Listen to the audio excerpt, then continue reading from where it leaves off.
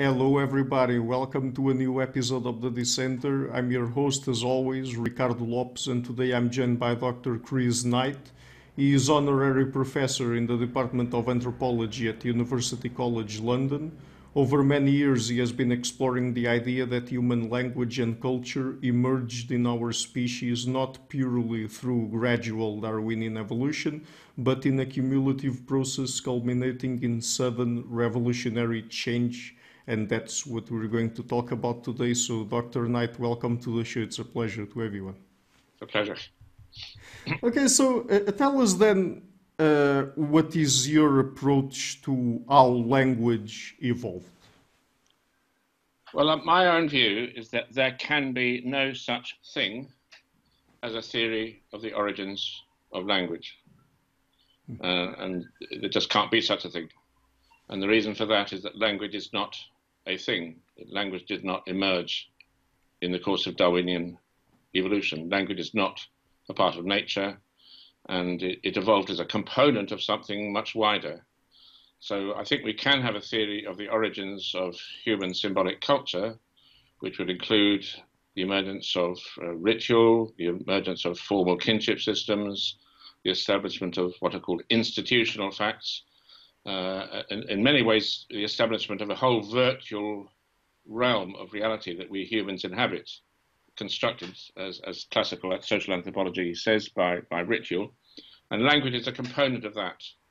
But the idea that language can have evolved independently, a thing called language just evolved in nature as a part of nature, we know that that's impossible because Darwinian signal evolution theory, particularly the version put forward by Ahmad Zahavi, who really for the first time explained how and why signals in nature evolve, he just said, well, language, yes, good idea. It'd be a very good idea to have digital communication as precise as language is, but forget it, it won't ever happen. And the reason it won't happen in nature is because in nature you will always get sufficient conflict and competition between individuals to require those individuals to only accept signals which can be trusted. In other words, hard to fake body language of some sort or another. So Zahavi's explained why very intelligent, close great ape relatives of ours, orangutans, gibbons, chimpanzees, bonobos, gorillas, it's not just that they don't have language, they don't even have the very beginnings of grammar in their communication systems. I mean, some people have argued, of course, they have a certain ability to possibly communicate combining one sound with another. But I mean, you know, of grammar, there's nothing. I think all linguists would agree with that. Why? And it's just because it's a theoretical impossibility. So I like the idea that language would be a good idea, but it won't happen. Okay, so language is then the result of cultural processes. Language is a system for navigating within virtual reality. So when you and I are talking, nothing that's going on in my room, your room, around you, we're not navigating within the world of brute facts. We're navigating within a virtual world. And if you don't inhabit a virtual world, and chimpanzees inhabit the real world, not only won't you need language, but language will be impossible because you'll be needing to navigate within a world of brute facts, which requires some costly signals. And the fundamental components of language are zero cost. They're digits. It costs absolutely nothing to switch the message, we will meet you tomorrow, to we will eat you tomorrow. We just removed the first consonants of a word, remove the M. It costs nothing. With all animal signaling, it has a certain cost. They might not be very costly, but all animal signals are, you could say, are body language of some sort or another.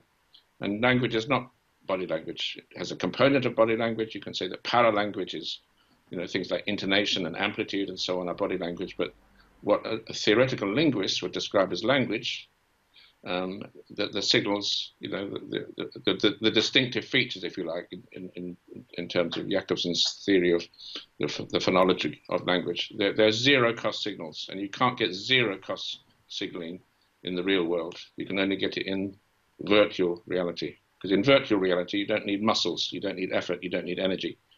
You just need to specify.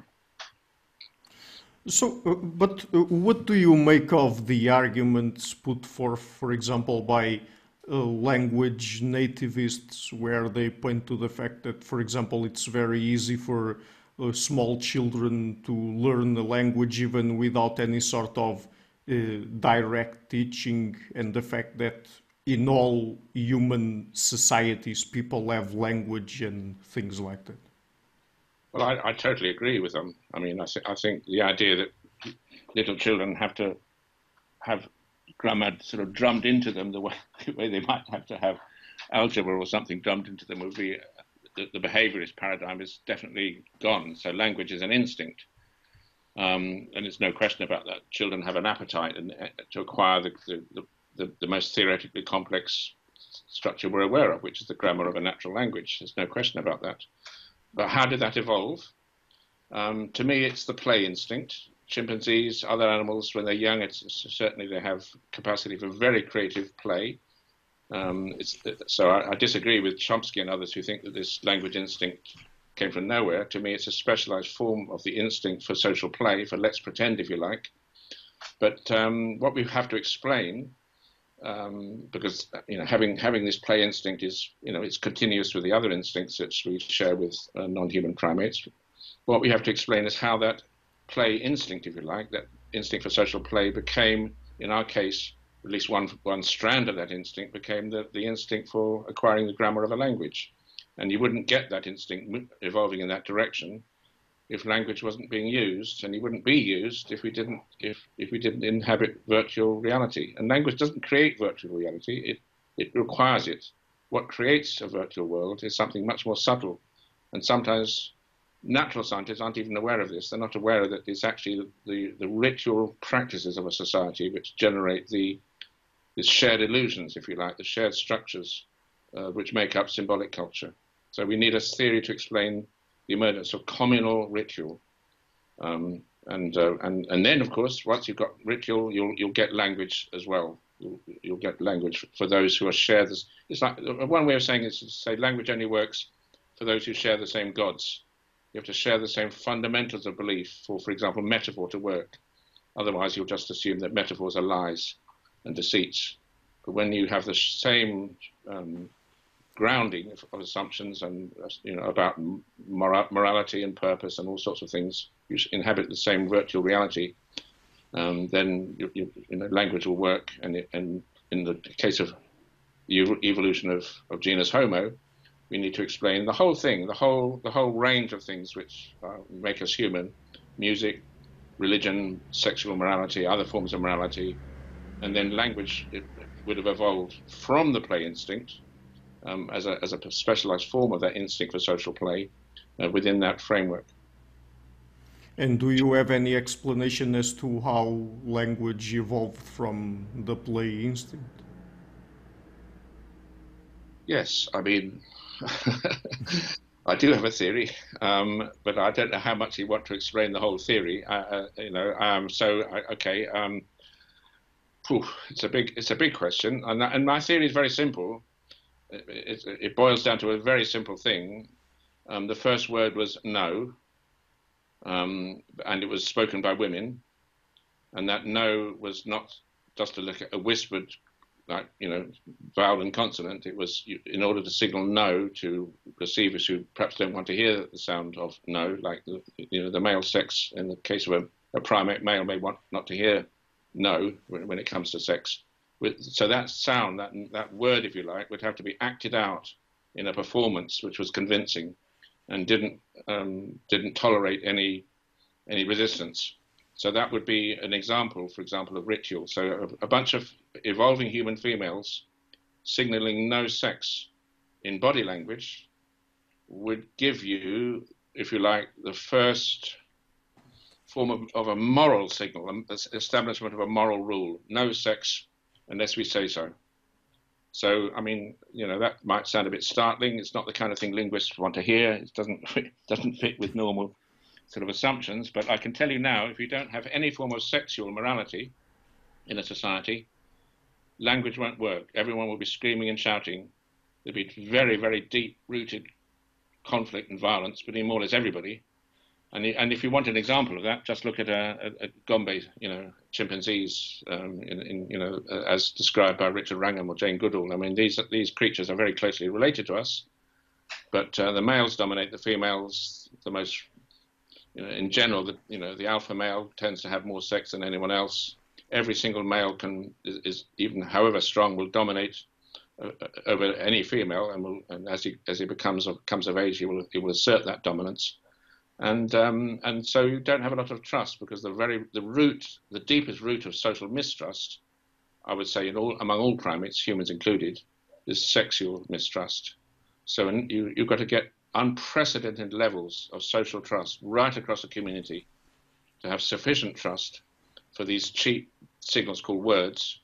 Words cost nothing; they can easily be lies. For those to be reliable, for humans to rely on them within a community, there has to be unprecedented intensity of trust, and that does presuppose sexual trust, and therefore collectively impose rules of sexual conduct. And once you've got that, you've got sufficient trust for the play instinct, for this, if you like, the expressions of play and maybe gesture and sound. Once you've got a sufficient trust not to need costly signals, those elements of body language would become reduced to shorthands. And the further the process of conventionalization and reduction to shorthand goes, the closer you'll get those elements of shorthand, the closer they will approximate towards what we see as the basic units of language, the distinctive features and the semantic concepts associated with them. So if you like, language is pretend play reduced to shorthand, but it won't get reduced to shorthand without a very substantial amount of trust. And the amount of trust is off the scale where Darwinism is concerned. In a Darwinian social world, chimpanzees inhabit a Darwinian social world. We evolved through Darwinian selection, but we for reasons which we could go into, we've transcended the logic of social Darwinism, if you like. A human society is not purely Darwinian. I don't want to cast doubt on Darwinism. There's no other way in which we could have become the species we are except Darwinian natural selection. But in this, we are the result of a special case of Darwinian natural selection, where that level of interaction was transcended, and we inhabit, each of us, a morally regulated community. Maybe not very well regulated. Maybe all sorts of things happen in the societies which shouldn't happen. But go to any hunter-gatherer camp, and you'll be very well aware that there are rules, okay, and moral rules are absolutely fundamental. And in all the world's religions, there's this fundamental principle, which is that some things are sacred, and the body, above all, needs to be sacred for any kind of morality to work, which would explain why in the world's religions sex plays such a fundamental role. The fundamental taboos in all the world's religions are around sex for a very good reason. So what I'm saying, I'm trying to link things which aren't normally linked. Nobody, apart from myself, as far as I'm aware, and maybe some of the people that have been following in, to some extent, my logic, particularly the proto-language people in Torun, but very few people want to link language, say, with sex.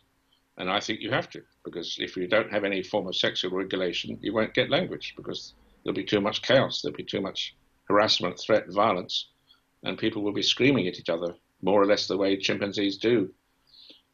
Whimper, scream, sob, cry. I mean, all the various hoots and calls made by chimpanzees, they're made because there's insufficient trust for anything like language to evolve. And we know that there's nothing else is the problem, because we know they're not stupid. We know that if you bring up chimpanzees within a morally regulated framework, like you adopt a chimpanzee or a bonobo into your family, and they're now in a cultural realm, and we just know that chimpanzees can get the basics of American Sign Language or any other form of sign language, but the precondition of that is that they're listened to and respected in a way in which they wouldn't be in the wild.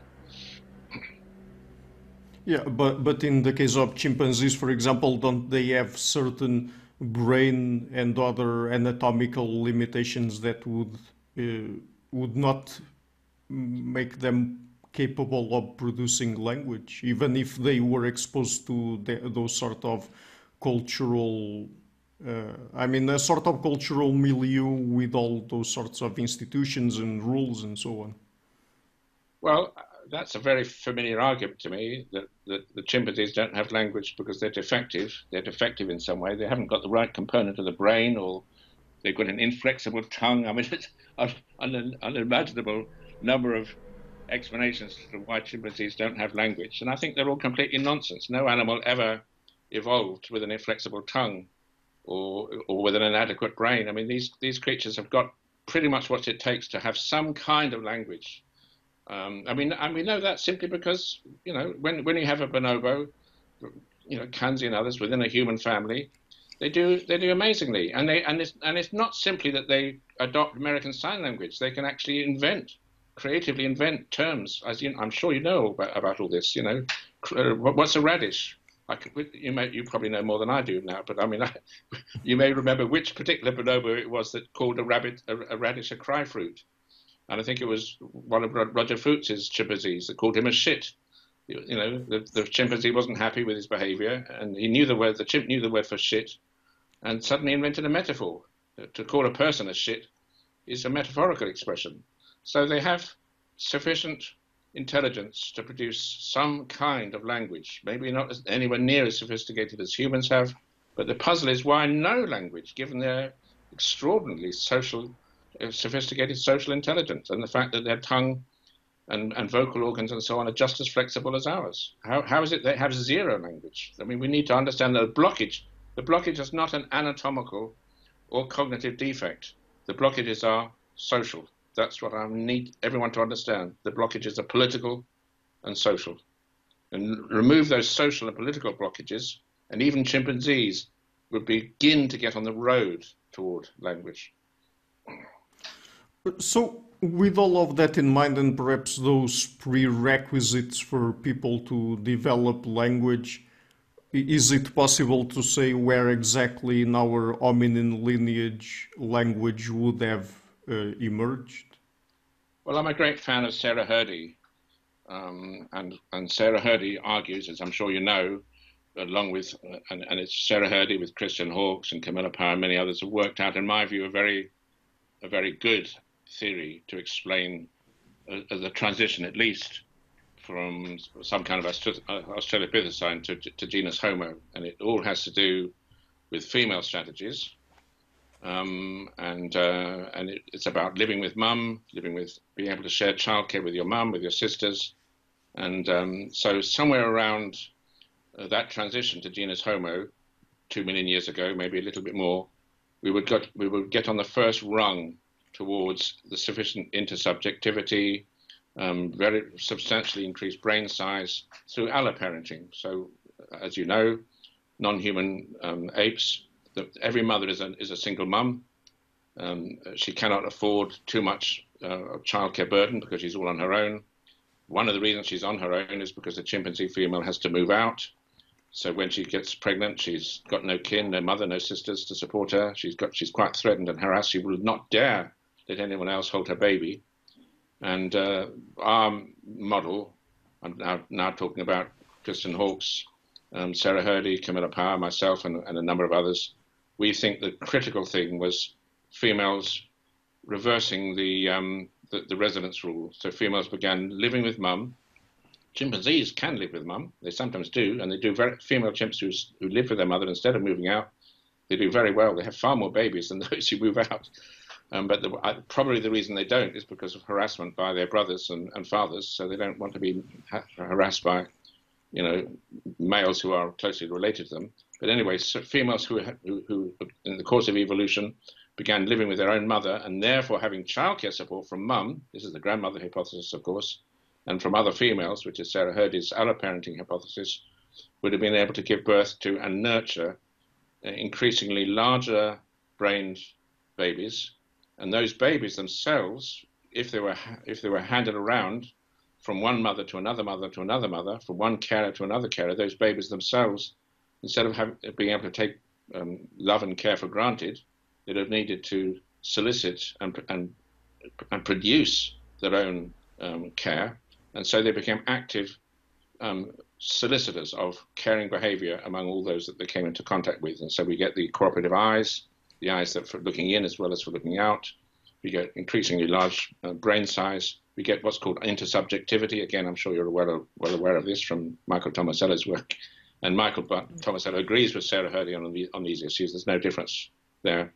And you need that intersubjectivity. You need to be able to look into somebody else's eyes, and as you look into those eyes, see reflected there an image of your own mind. So you see yourself as others see you. You cannot get that under social conditions of dominance and subordination. You need a level of equality and trust as well to allow others to read your mind. And without that, you're not going to be able to even be aware of your own mind, let alone others. So I mean, those are the kind of factors which got the process off the ground. But having said that, I also think that would have led to something like Donald's idea of mimesis. So a kind of language which was the ability to fake tears and sobs and all the various sort of body language which chimpanzees have, to kind of produce deliberate fakes of those signals in order to get messages across. So, if you want to warn somebody not to eat a dangerous mushroom, you pretend to spit it out. Or if you want to tell somebody that you're not very happy, you pretend to cry. So all these pretenses, which for chimpanzees wouldn't be acceptable because they would be interpreted as deceits. When you've got sufficient alloparenting and a sufficient amount of trust and tolerance, you can begin to produce these fakes, which I call honest fakes, because they're not designed to deceive. They're getting towards metaphor now. So when you pretend to cry, you pretend to laugh, you pretend to do all these things, you're beginning to get metaphor. That's the beginning of, you might call it proto-language, a language of gesture and sounds which are mimetic. But the full development of grammatically complex language would need those levels of trust to be established on a permanent basis throughout whole communities. And that would have taken a bit longer. And I would date that really with the emergence of Homo sapiens sometime around 200,000 years ago, 200 to 300,000 years ago. So coincidental with the emergence of Homo sapiens. And that was quite a revolutionary process, actually. That would have been quite a rapid process of development. Mm-hmm. But, for example, earlier we were talking about possible cognitive limitations of other species, particularly some closely related species like chimpanzees and bonobos. But since you mentioned the work by Dr. Michael Tomasello, the fact that in his work he points to developmental steps in child development that we don't find in the infants from other species, I mean, doesn't that point to something that is perhaps exclusive to humans, that would explain why we acquire language? And well, yes, but have you noticed what those cognitive limitations are? They're all social, and they're all essentially. If you've got as he points out, you've got two buckets. And you've got a chimpanzee, a few yards away from you, and the chimpanzee wants to know in which bucket you put the banana. You point to this bucket, and it will go to the other bucket because the chimpanzee assumes you're going to be selfish and tricking the animal. So those cognitive, if you like, deficiencies, they're expressions of an extraordinary lack of expectation of cooperation in each other. They don't. So one of the things which Michael Tomasello talks about is he mentions how. On one occasion, a little infant chimpanzee was whimpering because it lost its mother, and it was looking for its mother. And all the other females in the neighborhood, they knew perfectly well where the mother was, and they could easily point. I mean, you don't need a lot of grammar to pick up your finger and point in the right direction. They just couldn't be bothered. He just pointed out they got no motivation to help. So that actually emphasizes my point. The point isn't that there's kind of mysterious cognitive sort of defects in these animals. They're very well equipped, very well adapted to these social conditions which they have evolved within and which they experience. They're well adapted to a life of substantial mistrust and conflict, including, of course, at the bottom of it all, sexual conflict. But on the other hand, when they're young, they play. And they're very playful when young. And bonobos, of course, carry on a certain very significant amount of playfulness even when they're adult. And very quickly you realize that those cognitive limitations themselves have limitations. There's plenty of trust between juveniles playing and between bonobos when a bonobo plays with an older male who's already become a trusted playmate. It's extraordinary how much creativity and trust and even the beginnings of something like metaphor. You can see that those things beginning in those bubbles of trust, if you like, but they're just bubbles. So what I'm saying is that there's nothing really to stop even chimpanzees.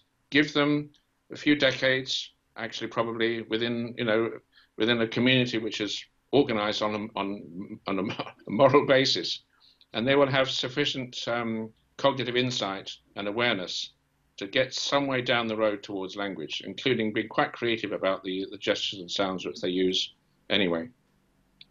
So I'm not trying to deny the fact that humans are unique and our cognitive structure there's no doubt about it, it's different. Human nature is not the same as chimpanzee nature, and I'm absolutely firm about that. I agree with Chomsky on those issues.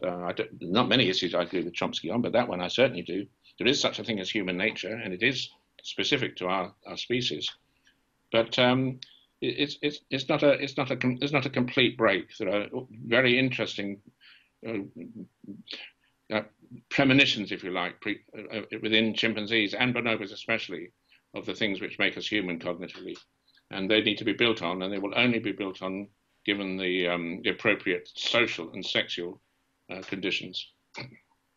Okay, but even if we exposed, for example, chimpanzees to those social and sexual conditions, don't you think that there are perhaps some aspects of human language that they wouldn't be able to acquire? Yeah, I agree with you. I think there are some aspects. That's the point I'm making.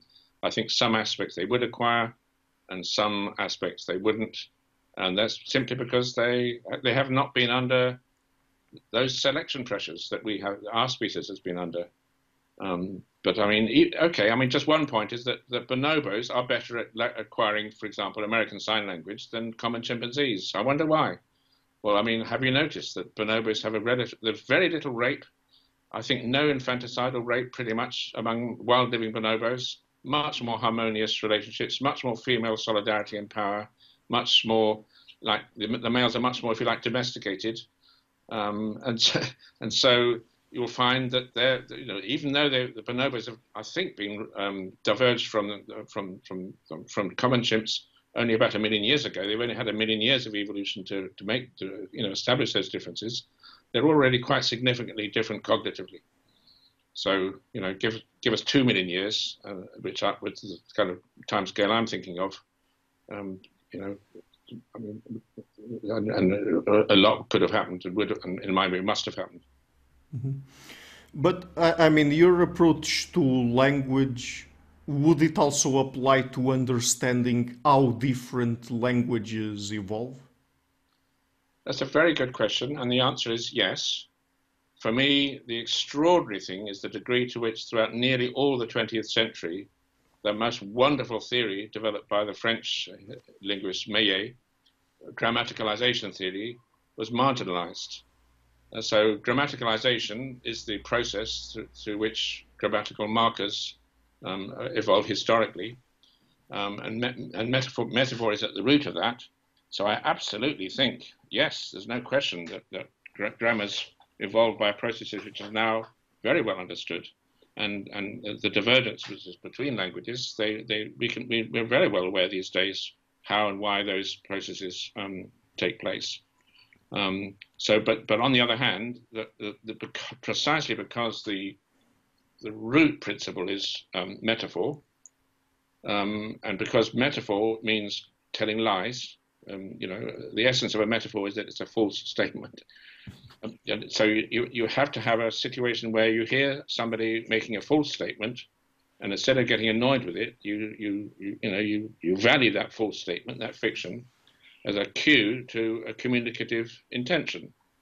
Now that getting to that point where you have a whole community where everybody is prepared to take falsehoods, not as falsehoods, but as cues to communicative intentions, that would need a substantial I would say actually a revolutionary break. I mean, the word revolution is a little bit, maybe a bit fuzzy. I still believe that some kind of human revolution must have got us to where we are today with our extraordinary, symbolic cultural, products and capacities. But yes, so the process of grammaticalization are now very well understood. But to get any kind of grammaticalization, any kind of ratchet effect in terms of the ratchet, accumulation of grammatical complexities over historical time, you'd need a profound social change. That's what I would say. Mm-hmm. So I also wanted to try to understand a little bit better the relationship between language and culture. So you mentioned, for example, cultural norms regarding sex. I mean, do you think that humans have evolved specific capacities that allow them for them to have culture in ways that we don't find in other species? I mean, do you think that culture in humans is the result of uh, Darwinian selection, or is it also that the way or the way human culture works is also the result of the kinds of social contexts we live in, as you say, happens with language, for example? Well, fortunately, we now know much more than we did 40, 50 years ago about culture in chimpanzees and bonobos. And we know that among chimpanzees, cultural traditions vary very significantly. And we have, in many cases, extraordinarily complex toolkits. For example, for extracting honey from a bee's nest underground, you need about 6 different tools. You've got to make them, got to keep them, you've got to use them in the right sequence. And yet we also know that in other areas, at Gombe and perhaps in particular, we just don't get anywhere near such complex cultural traditions of tool manufacture and use. What is the explanation for this? And again, I much, much, much prefer a social explanation from a mentalist or cognitive explanation. So one of the features, of course, is that male philopatry, which of course means females having to move out and males staying in their home territory, that has quite a decisive effect on cultural transmission, and it's a negative effect. So when young chimpanzees learn, for example, in the Thai forest or some part of the western range of the range of wild living chimpanzees, when young chimpanzees learn how to, say, use a big stone to put a large nut on another stone and then crack it to extract the kernel, who do they learn that from? They don't learn it from their father. Their fathers are nowhere. The father's kind of all over the place looking for sex, of course. The young chimpanzee learns it from its mother. So cultural transmission overwhelmingly, and this has been documented by all the primatologists, overwhelmingly goes through the female line. It goes from mother to son as well as daughter. So you're not going to as long as you've got male philopatry, what you've got is an obstacle to the ratchet effect, to the continuous accumulation of cultural innovations.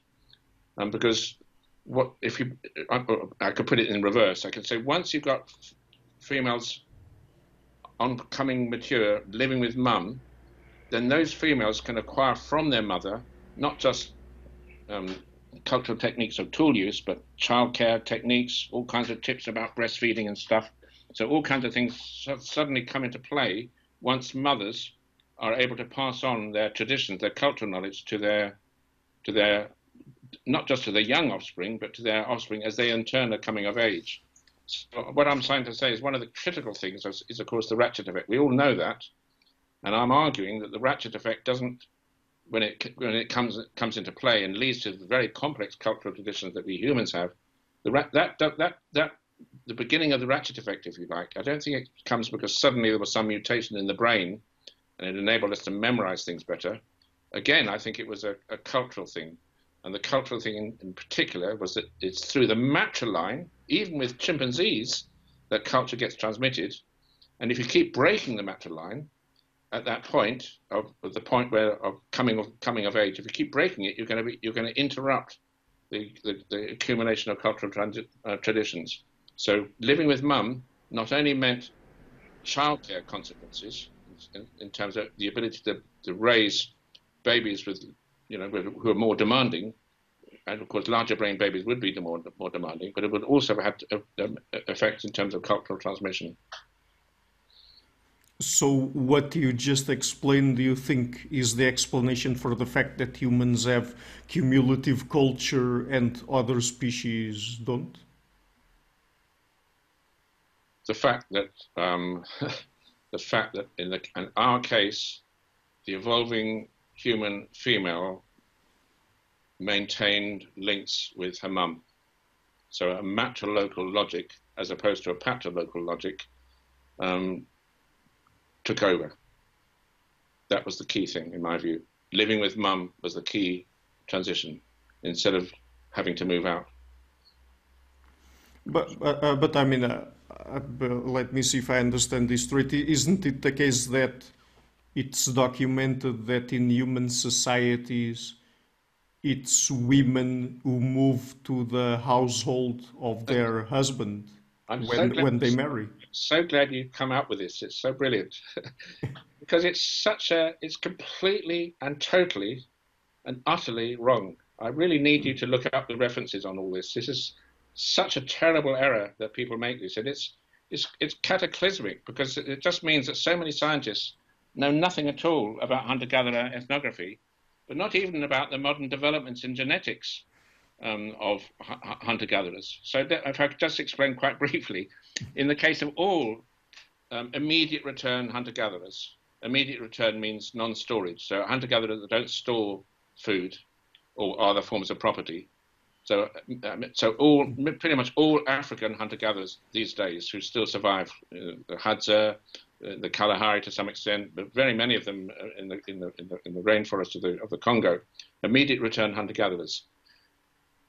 What happens is that when a woman comes of age, she lives with her mum, and the young man that she wants to have a relationship with, that she fancies, he has to visit her. He visits her in her camp. So and that's called matrilocal residence. If it was primates, we would call it female philopatry. Now it's true that may only last for a while, but for the first baby, until the first baby's been born, maybe the second baby, a man has to visit his bride, his wife, and by the way, he never gets conjugal rights in his wife. It's called bride service. And I'm so astonished that this is one of the consequences of the partitioning of academic knowledge these days, that nobody knows what the other people are doing, and even on the other floor of their university, there's horrendous, I don't know, almost lack of interest in putting things together. But anyway, bride service is the fundamental economic institution of hunter-gatherers, and we just have to remember something very important. That language was not invented by herders, by pastoralists, by farmers, by city dwellers. Language was invented by hunter-gatherers. It emerged when we were all hunter-gatherers. And among all egalitarian hunter-gatherers or immediate return hunter-gatherers, bride service is the fundamental economic institution. And it means that a man has to earn his sexual relationships. He has to please his in-laws. He has to please his wife and her kin. And the way he does that, if he's a hunter, is by being generous and modest as well with the meat which he supplies. He has to supply the meat, but he mustn't be boastful about it. He must just get on with the job, maybe meet up with his friends and hunt a zebra or something and bring the meat back. And if he doesn't do that, it doesn't matter if he's been with a woman for 3 or 4 years, or it doesn't matter if he's got a baby. That woman's and her mother, and maybe backed up by their brothers, will just say, "You're no good, you're useless, go and find somewhere else to live." And he's got no choice. I mean, I've spoken with Hadza, and and my partner Camilla, but many of my colleagues, they've done years of work with hunter-gatherers. And I spoke with a Hadza man, and I just said, I won't go into his name, but he just said to me, "Chris," he said, "I could be married to a woman, and I could have we could have got married.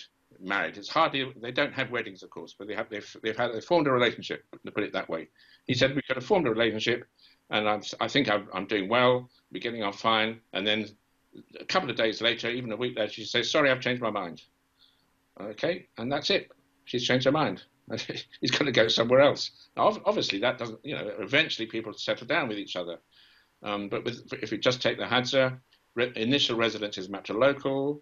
The grass hut it belongs to the woman, not the man. He has to build it for her, but it belongs to her. And if she's fed up with a guy, he's got to go.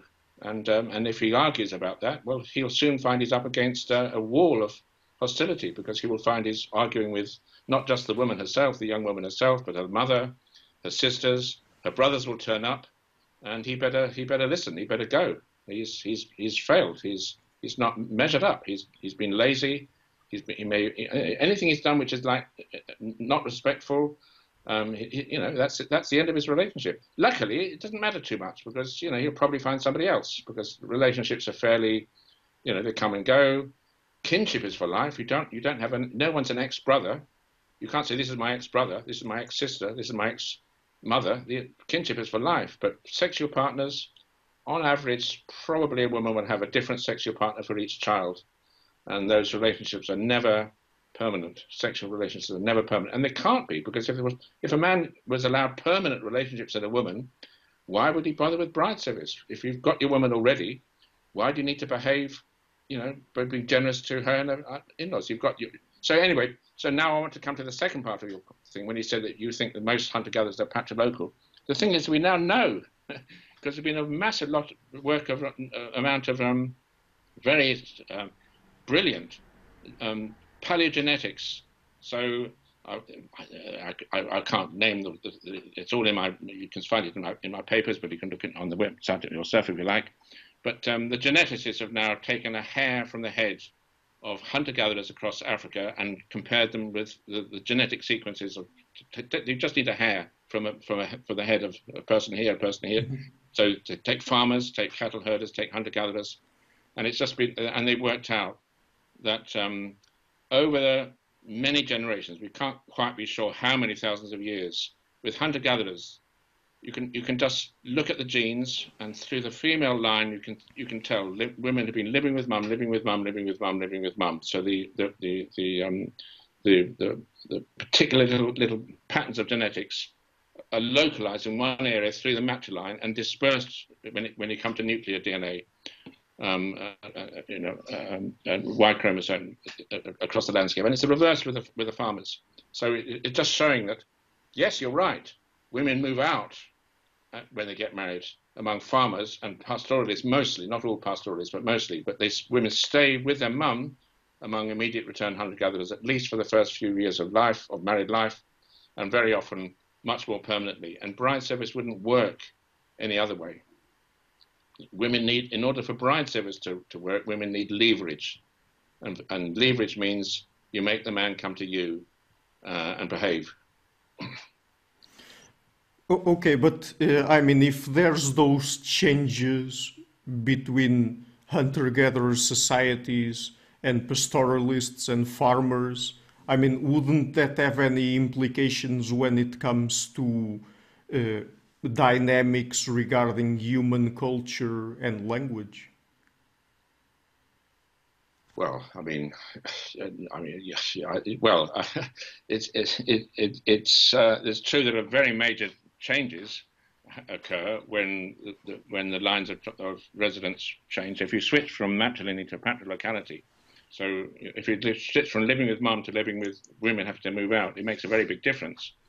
But of course it does. But of course, that doesn't mean you go back to being primates. There's huge conquest, if you like, of the transition to become Homo sapiens culturally. In terms of ritual and form of kinship and all sorts of things mean that language is going to stay. But on the other hand, you're going to get more conflict. You're going to get more misunderstandings. You might be beginning to get more headhunting or warfare or cattle stealing and stuff. So the kind of community-wide laughter, harmony, linkages between different groups across the landscape that you find among egalitarian hunter-gatherers, those will begin to suffer. There's no doubt about it. So places like parts of Australia, Papua New Guinea, many parts of the Amazon, you do get if you like, a breakdown. It's not that people don't speak language, but what begins to happen is that you get another language in many areas replacing spoken language. You get the language of violence, war, hunting. I don't know. I mean, things sort of go wrong, and eventually you end up with where we are today in the world, where yes, you and I were talking to each other. We've got language, but does language govern the planet? I'm afraid not. There's all sorts of other things govern the planet. Politics is much more. You know, I mean, I won't go into it all the politics of it all, but we're not a self-governing planet organizing our lives through language. There's all kinds of stuff which is getting in the way in terms of, you know, weapons research, borders, corporations. I mean, you know, stuff which is getting in the way of even surviving as a species in the time of climate change. So yes, we've got language, but you know, we're no longer really in charge of our own lives through language. And I would argue that did begin with the breakdown of the egalitarianism of our hunter-gatherer ancestors. It goes back a long way, but not all that far. It goes back, what, 9,000 years, 15,000 years, something like that. It was the beginning of a big turning point from an essentially egalitarian way of life to increasingly exploitative and divisive political and social structures. And do you think that it could ever be possible for humans to live in social circumstances where language would not exist? They wouldn't have language because the basic prerequisites would not be there? I think there will always be pockets of trust and love and affection, and you know, among us as humans, but it's pockets. It's so yes, I would argue that where you get despotism, where you get savage exploitation and hierarchy, then yes, language is taking a back seat to other forms of more coercive communication, backed up by violence. So, but I mean, to completely lose language would be that would be inconceivable. I would have thought we'd be dead long before that happened. Okay, very well. So, Dr. Knight, just before we go, where can people find your work on the internet?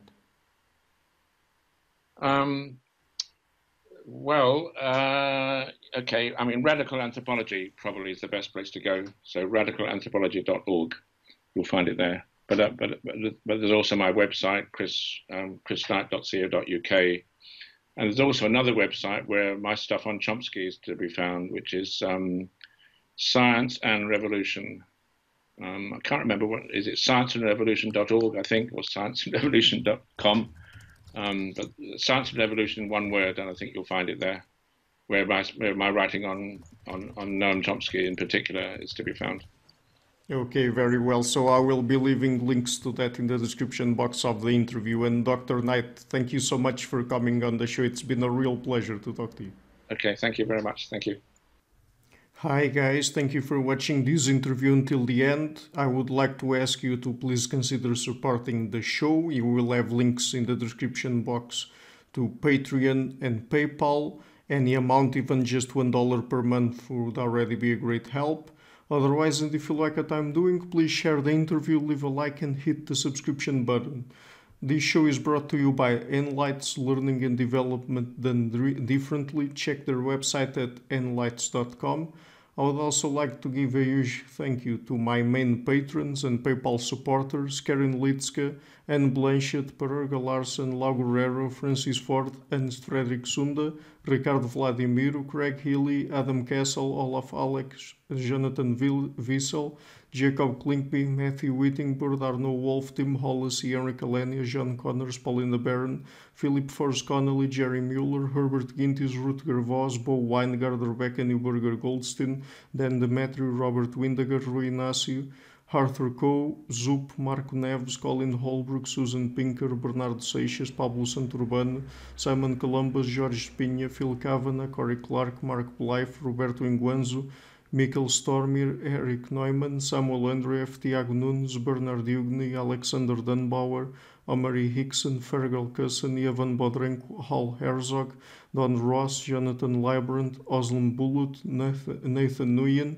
Stanton T, Samuel Correa, Eric Hines, Mark Smith, J.W. João Weira, Tom Hamel, David Sloan Wilson, Yacila das Araújo, Eden Solon, Romain Roach, Dmitry Grigoriev, Diego Londonho Correa, Tom Roth, Yannick Punter, Adana Rusmani, Charlotte Bliss, Nicole Barbaro, Adam Hunt, Pavel Ostazewski, Nelek Bach, Catherine and Patrick Tobin, Al Ortiz, Guy Madison, Gary G. Hellman, João Linhares, Lita Cosmidi, Saima Afzal, Adrian Yegi, Nick Golden, Paulo Tolentino, João Barbosa, Jules Price, Edward Hall, Edin Bronner. My producers is our web, Jim Frank, Lucas Taffini, Akian Gilligan, Sérgio Codrian, Luís Caetano, Tom Vanegdam, Curtis Dixon, João Linhares, Benedict Mueller, Vega Guidi, Sardas France, and Thomas Trumbull. And my executive producers, Michel Rugieski, Rosie, James Pratt, Matthew Lavender, Sergio Codriano, and Jason Party. Thank you for all.